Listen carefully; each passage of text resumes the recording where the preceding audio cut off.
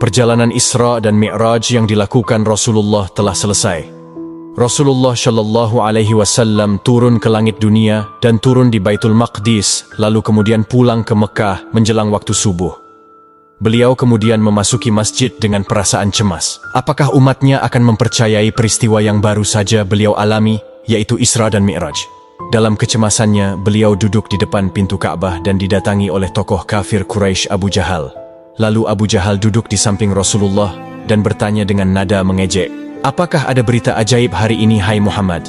Kemudian Rasulullah menceritakan pengalaman Isra dan Mi'rajnya dari Masjidil Haram ke Masjidil Aqsa hingga naik ke langit ketujuh dalam waktu semalam. Mendengar hal itu, Abu Jahal menahan bantahannya dan ia menanyakan kepada Rasulullah untuk memanggil umatnya dan menceritakan apa yang baru saja beliau ceritakan kepada Abu Jahal. Hal itu dilakukan oleh Abu Jahal karena hendak mempermalukan Rasulullah di depan umatnya dengan tujuan umatnya akan berpaling darinya setelah mendengar cerita yang tidak masuk akal itu. Setelah Rasulullah mempersilahkan Abu Jahal memanggil umat beliau, Abu Jahal langsung menyeru kepada masyarakat Arab untuk datang dan berkumpul. Saat masyarakat Mekah sudah berkumpul, kemudian Rasulullah menceritakan apa yang beliau alami saat perjalanan Isranya menuju Baitul Maqdis dengan rinci. Mendengar cerita Rasulullah yang diisrakan Allah ke Baitul Maqdis hanya dalam waktu semalam, masyarakat Mekah mulai gaduh. Dalam kerumunan itu, salah seorang yang pernah pergi ke Baitul Maqdis meminta bukti bagaimana bentuk dan wujud dari Baitul Maqdis.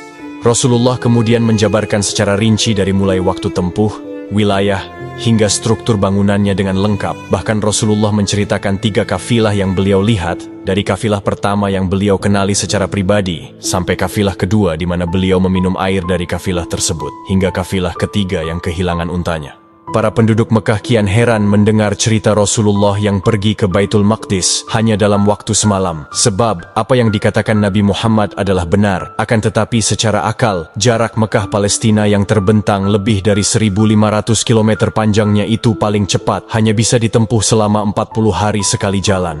Penjelasan Muhammad tepat dan benar, tetapi kami tetap tidak mempercayainya, sanggah orang tersebut. Setelah itu, mereka pun bubar dengan menyimpan kegusaran. Kabar Isra Nabi Muhammad Shallallahu Alaihi Wasallam menyebar seantero Mekah, dan banyak umat Islam yang murtad dan mengingkarinya.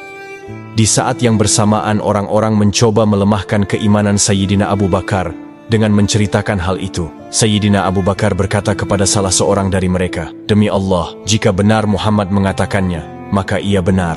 Kemudian Abu Bakar pergi menemui Rasulullah hendak mengkonfirmasi cerita tersebut. Setelah Rasulullah menjelaskan kepada Sayyidina Abu Bakar berkata, "Engkau benar, aku bersaksi bahwa engkau adalah kekasih Allah, utusan Allah."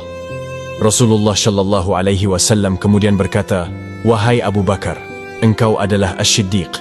Sejak itulah, Abu Bakar mendapat predikat Asy-Syiddiq di kalangan orang-orang yang beriman. Gelar itu memang layak diberikan kepada sosok yang selalu mengapresiasi positif setiap kabar dari Nabi. Laki-laki yang tanpa ragu dan percaya atas kebenaran yang disampaikan Rasulullah Shallallahu Alaihi Wasallam.